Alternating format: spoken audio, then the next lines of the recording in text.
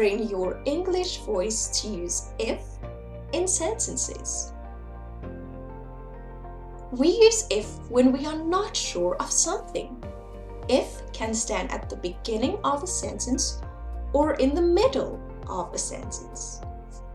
For example, if you write a letter to me, I will read it.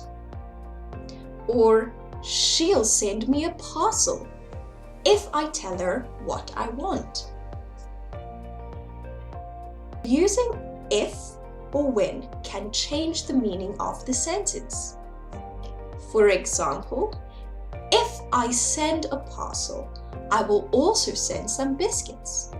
So this means Mom is not sure if she will send a parcel.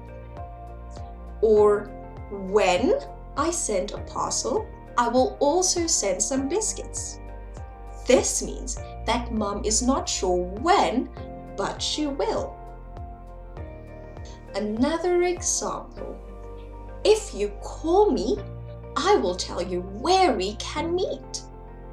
Or when you call me, I will tell you where we can meet.